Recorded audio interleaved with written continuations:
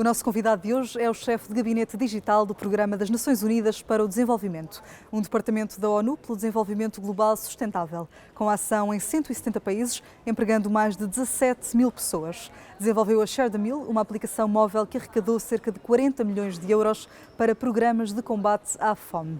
Neste Panorâmica, conversamos com Robert Opp sobre a possibilidade de utilizar a inteligência artificial na criação de um mundo mais justo. Robert, thank you once again for accepting our interview. As we know, the climate crisis poses a serious risk to the fundamental rights to life, health, foods. The Sustainable Development Goals are adopted by the United Nations as a universal call to action to protect the planet by 2030. We are more than halfway. How are we doing so far and what's missing? Well, in terms of the Sustainable Development Goals, we celebrated the halfway point last September. So 2 months ago, the world came to New York and looked at where we were. Unfortunately, the news is not very good because on the Sustainable Development Goals, we have only achieved 15% of the targets overall. 15% of the 169 targets. So we have a lot of distance to go. There's been some setbacks as a result of the COVID pandemic and other things, but we recognize as a global community, we have to get back on track to 2030. How important do you think climate literacy is? I think climate literacy is very important in the sense that we need people to understand and be aware of the challenges that we face. And the more that you can connect your personal behavior on a daily basis with what's going on globally and where we are with the climate challenge, the better off we'll be. However, not everyone has access to the internet. How can we solve this? 1/3 of the world's population, 2.6 billion people, do not have access to internet on a regular basis because many people can't afford the devices or the airtime. We need to understand better how people can use the internet because they may not have the skills or the literacy to even use the phones or the devices. And we also need to just, in general, make sure that we are creating a positive and a productive environment. In other words, if the only thing you can do on your phone is to watch videos, we need to look at how do we enlarge that to make sure people are able to access information from a broader set of channels and be able to also look at and interact with different businesses like financial services and things.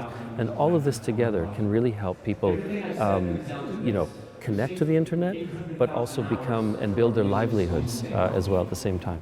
Although advancements in technology are often associated with offering solutions to global warming, the digital discourse also highlights the negative impacts of its use in waste products, resource usage, and carbon dioxide emissions. So, is technology just a part of the solution or also a part of the problem?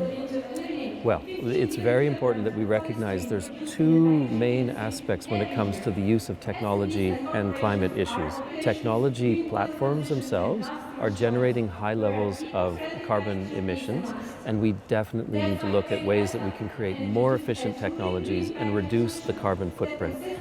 At the same time, the other side of the issue is that we know that technologies can be an effective way of addressing climate change. At a national level, we are building platforms for national governments to use to track their carbon emissions because it's important that they have a reliable way to track that. It gives them a certain amount of certainty when it comes to how they're reporting into their commitments to the Paris Agreement. Has it been a key towards achieving the global goals?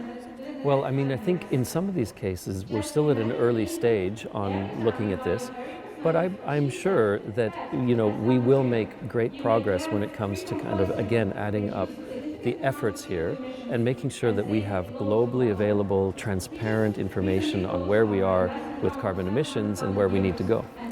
A World Economic Forum report identifies how digital technologies help to automate and improve the efficiency of industrial, manufacturing and agricultural processes, and that artificial intelligence-based systems could contribute to a reduction of 4% in global emissions by 2030. How? If we can get our industrial processes, our agricultural work more efficient, we can definitely reduce carbon emissions. Artificial intelligence has the promise of really making that all much more powerful.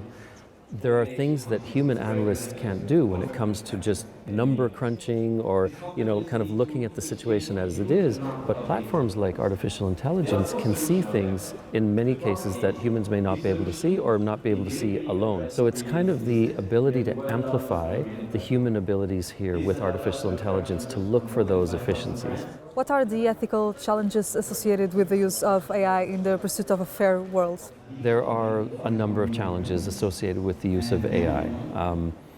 One of them is that anytime we use new or powerful technologies, they have to be done in an ethical framework. We need to understand what the potential consequences are, and that, for example, the usage of data is treated responsibly.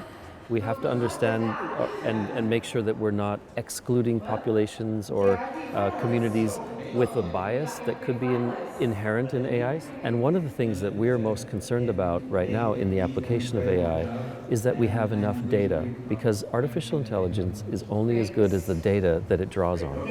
And we want to make sure that the data sets that are available are diverse and representative of all the people in the world, not just populations of places where these AI platforms were initially developed. How could we accelerate our response in tackling humanity's greatest challenges? We could be on the right track if we accelerate in the right way.